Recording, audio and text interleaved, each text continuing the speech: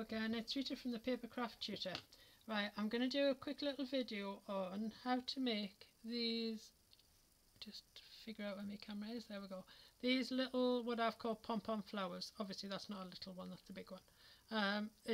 The size of it all depends on how wide your paper strip is that you start with. So that's a 3 cm paper strip, that'll be 4, and that's probably about 5.5.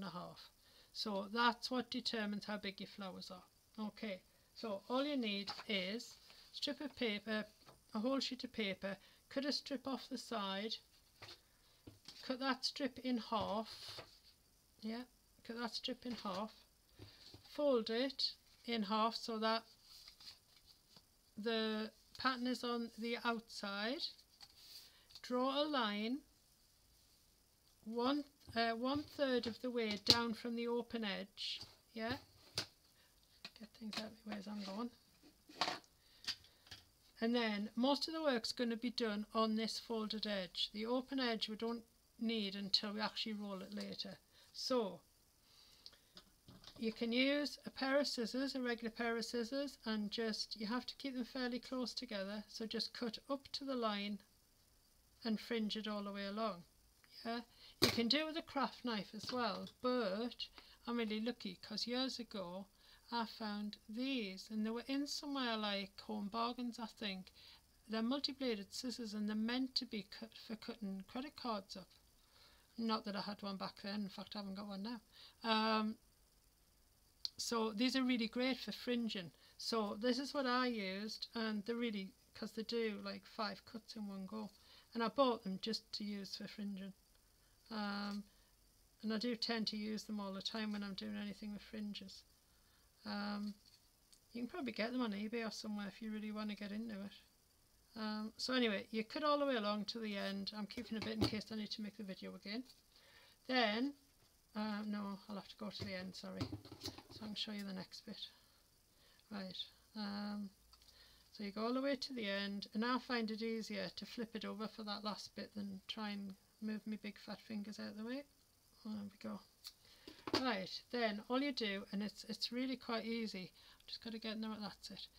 Just, oh yes, I'll show you that in a minute. Right, so I started off by actually folding it over my thumbnail just there, and that gives me the starting point for the roll. Yeah, so your aim is to keep the open edge, because you're rolling along the open edge now, is to keep the open edge level. Right, something's going to happen in a minute, which is what I want, because I want to show you. Right, you see, as you're rolling, you will get these gaps starting to appear. You need to push those into the roll, because if you just let it get bigger and bigger all the way along, I'll tell you, I'll let it get a bit bigger and show you. Wait a second. Yeah, see, it's getting bigger. What it'll actually do is, it's starting to do it here, it twists your petals so that the white shows. And I'll make it even bigger. Yeah, see how big that gap is now. What it does is it'll twist all your petals so the inside of the paper shows. It's not going to do for me because I want it to, so I'm just going to carry on and finish it off now. Sort of like that. At the end there, where that white's shown, that's what it does to your petals all the way along if you don't gather it in. So, and you don't want the white shown. Right, of course, because we're on the open edge here, you need to glue that bit closed as well as glue the coil. Okay, so do that now. Okay, so that's what you end up with, is a little sort of fringy thing. Yeah, I mean you could use it like that if you wanted to. Right, so next, I've already started one because this is a couple of attempts at the video. So what you do is, you need you know them cheap craft tweezers we all bought sets of, and there was one with a bent end as well. This is the only time I ever use these long ones. Right, what you need to do is, and you've got to have patience because it does take a little while, you get a hold of the very tip of one of the petals, starting on the outside, and roll it. What it reminds me of is the old curling tongs you used to use on your hair. I don't even know if they still exist. But it is as simple as that. You just get the end of the petal and close your tweezers on it and roll.